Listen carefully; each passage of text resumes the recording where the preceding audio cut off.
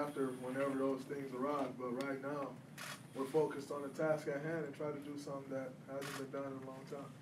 Second row center. Many times. Second row center. Jamie McCauley from Associated Press. The possession where you hit the pretty bounce pass through the paint for the dunk by Iggy, and then the following one to hit Looney. How much were you just reading the defense and seeing the floor in those possessions?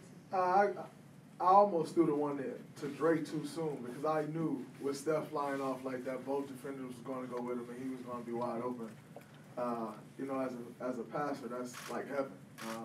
You got Steph coming from all the way from the other side of the floor and flying off. And no Dre's about to slip to the rim with nobody there.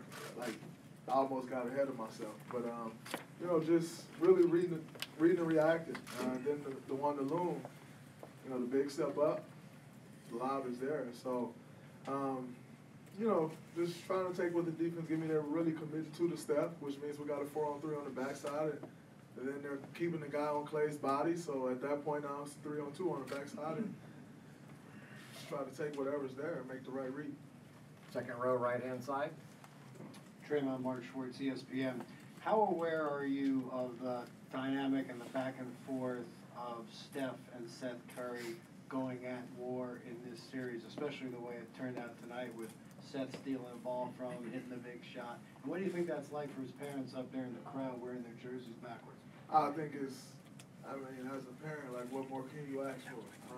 Especially, I mean, Sonya's amazing and I love her.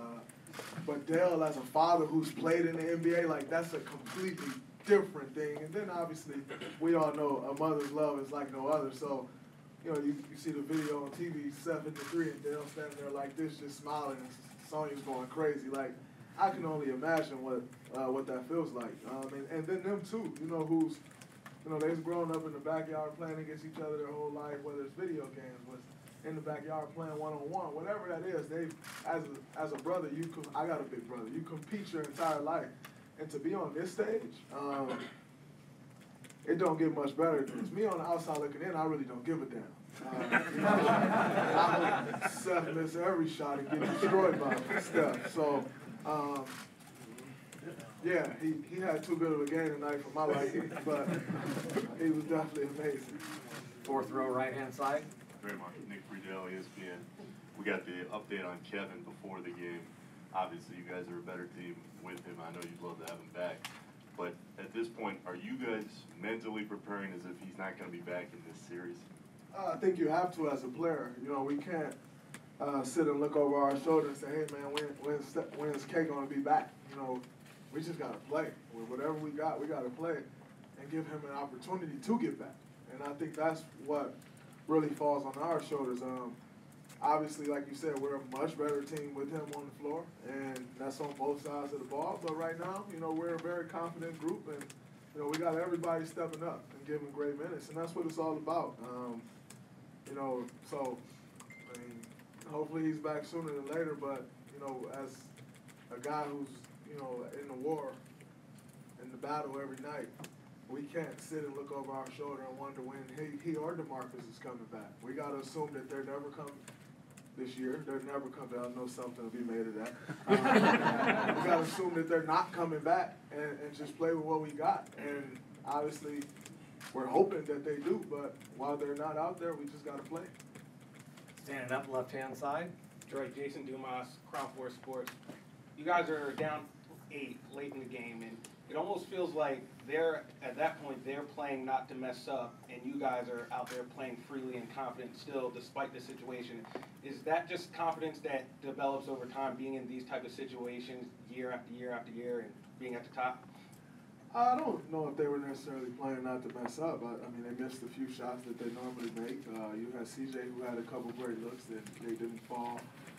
But, you know, we've been here before. And when you're on a run like we're currently in, you've seen everything. And so, down 8 points with, 4 minutes to go or whatever it was, just got to keep going. Because we know we can erase 8 points in a minute. And so, always understanding that and having confidence in that is key, but at the same time, understanding what it takes and what needs to be done in order to do that.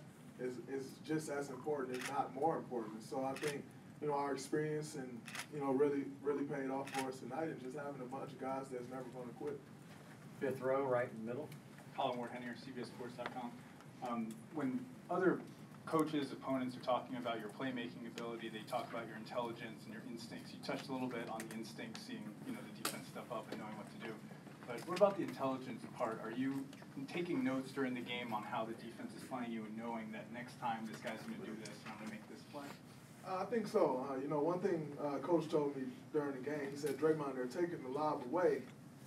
You may just be able to get all the way to the basket. And so I think once I started coming out with the mindset of attacking and looking like I was going to attack, then at that point you really forced the defender to make a decision. Early on in the game, I was kind of coming out of the pick and roll and looking for the lob the entire time and telegraphing it. And so, you know, being a playmaker is something I take pride in. It's something I love to do. You know, I love to make a play for someone else more than I even like shooting the ball. And I've been that way my whole life. Just thankful that they guarded whatever the way they did tonight and it was able to work for us. Two last questions. First one standing up left-hand side. Logan Murdoch, NBC Sports Bay Area. Jordan had another good game. I think it was like his third straight good game in the playoffs. How have you seen him evolve over the season? I think he's evolved mostly mentally. Obviously, he's shooting the ball better. He's more confident in his little 10 to 14-foot range. He's shooting his free throws better.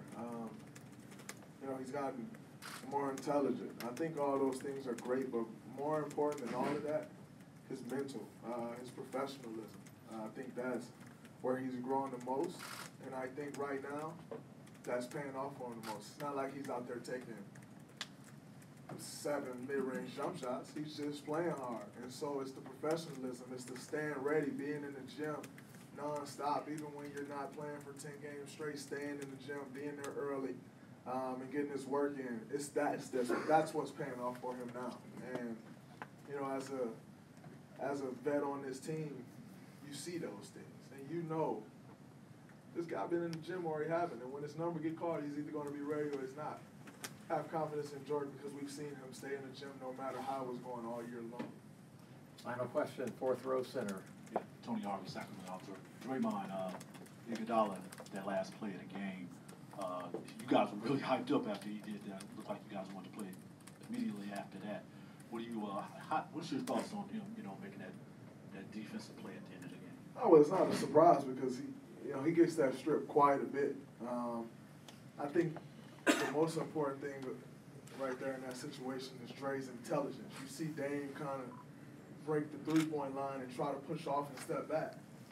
Dre was going to let him go, so once he tried to push off, Dre was already bracing for the push-off because he was trying to take the three away anyway. And so, you know, so many times, you know, as a player, naturally when a guy get by you, you're going to try to recover. That's just a mindset. Like, a guy beats you, you're going to try to recover. Well, that's what he's trying to go for right there. And we've all seen a million times Dame drive left, get his guy, and try to recover, and he step back shooting the three. We've seen that story before. Dre was ready for it, and no matter how far he had got by him or was about to get by him, he didn't try to recover. He just stayed on his hip, and he was ready to take a three-point shot away, and then I think at this point now, that's a patented move for him, where he's going to strip the offensive player when they go to try to shoot the ball, and he, got a good one right there and close the game out. Great, thank you. Steph and Clay will be in here shortly.